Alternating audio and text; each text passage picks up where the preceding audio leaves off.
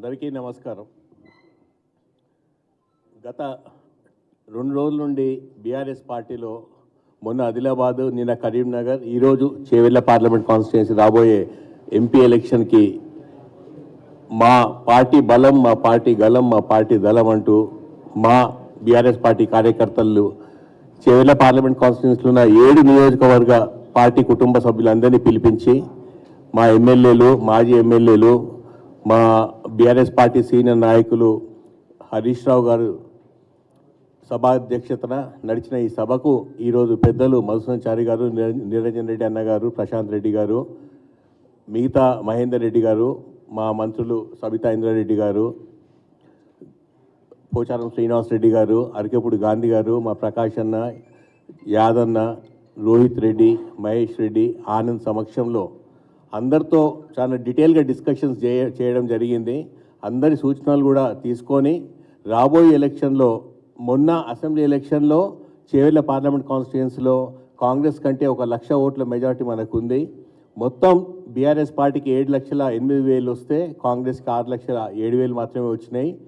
బీజేపీకి 3,35,000 మాత్రమే వచ్చినాయి. సో బీఆర్ఎస్కిను బీజేపీకి 22% డిఫరెన్స్ ఉంది, మాకు కాంగ్రెస్కి 6% డిఫరెన్స్ ఉంది.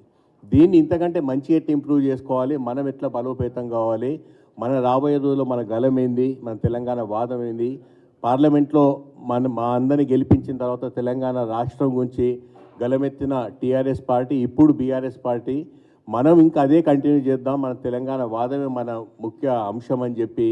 ఎందుకంటే ఢిల్లీ పార్లమెంట్లో ఎప్పుడైనా తెలంగాణ రాష్ట్రం గురించి వస్తే టీఆర్ఎస్ పార్టీ ఒకటే తెలుసు, అక్కడ ఎవరికి వేరే పార్టీలు తెలియదు. ఎందుకంటే తెలంగాణ రాష్ట్రం 2014 వచ్చినప్పటి నుండి అప్పటికెళ్ళి కంటిన్యూస్గా 10 సంవత్సరాలు మనమే బీఆర్ఎస్ పార్టీ పాలనలు ఉండే కాబట్టి 10 సంవత్సరాలలో చేసిన సంక్షేమ అభివృద్ధి అద్భుతాలు దేశానికి తలమానికమైంది తెలంగాణ రాష్ట్రం కాబట్టి అందరి నోట్లో పార్లమెంట్లో మాత్రమే కాకుండా దేశం మొత్తం ఎన్ని అద్భుతాలు ఎట్లా చేయగలుగుతుండ్రో, ఇన్ని రంగాలలో ముందుకు ఎట్లా సాగుతుందంటే అది మా దిశానిర్దేశం చేసే కేసీఆర్ గారి గురించి మాట్లాడుతుంటాం. మా పార్టీకి మా బలం మొత్తం కేసీఆర్ గారు, మా ధైర్యం కేసీఆర్ గారు.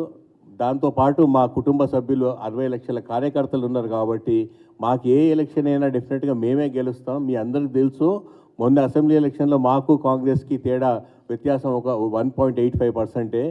సో అది మా కొన్ని కారణాల వల్ల మేము పోయి ఉంటాము. గెలిపే లక్ష్యంగా పోతుంటాము, ఎప్పుడు గెలుస్తూనే ఉంటాం. సరే, ఆ గెలుపులు వరుసగా 10 సంవత్సరాలు అన్ని ఎలక్షన్లు గెలుస్తూ వచ్చినాము. ఈ ఎలక్షన్ పోయింది కాబట్టి ఇది ఒక లెర్నింగ్ లెసన్ లాగా మేము కూడా పాఠాలు నేర్చుకోవాలి కాబట్టి ప్రజలు మార్పు కోరుకున్నారు.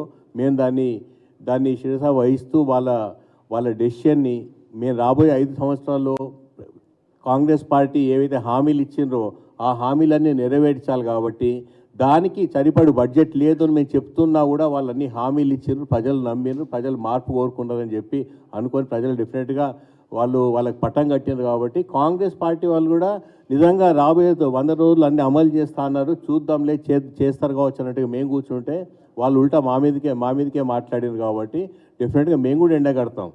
రాగానే ఇమీడియట్గా ఇంప్లిమెంట్ చేస్తాను రుణమాఫీ కానీ, రైతు బంధు ఇంక్రీజ్ 10,000 నుండి 15,000 చేస్తా అన్నది, తర్వాత పెన్షన్ ఇమీడియట్గా పెంచుతా అన్నారు. ఇవన్నీ అమలు చేస్తా అన్నాయి, ఇప్పటివరకు అమలు చేయలేని చెప్పి అడుగుతూ తప్పని చెప్పి వాళ్ళే మాట్లాడుతున్నారు.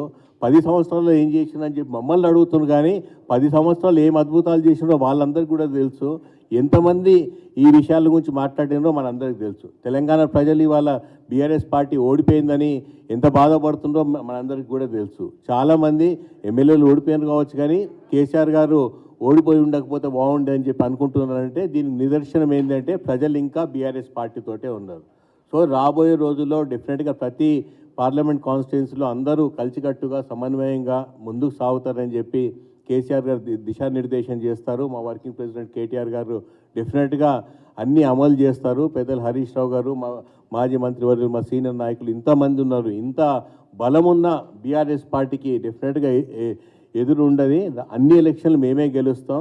ఒక ఎంపీ ఎలక్షన్ల తర్వాత రాబోయే సర్పంచ్ ఎలక్షన్సే కావచ్చు, ఎంపీటీసీ జెడ్పీటీసీ ఎలక్షన్సే కావచ్చు, అన్నిట్లలో మనం ఉనికి చాటుకుందామని చెప్పి అందరూ చాలా గట్టి నమ్మకంతో మళ్ళా బౌన్స్ బ్యాక్ అయిదాము, మన బలం చూపెడదామని చెప్పి అందరూ ఊబిర్లుడుతున్నారు. కాబట్టి మేమందరం కలిసికట్టుగా పనిచేస్తాం. రాబోయే ఎలక్షన్లు అన్నీ మేమే గెలుస్తామని చెప్పి మీకు అందరికీ తెలియజేస్తున్నాం.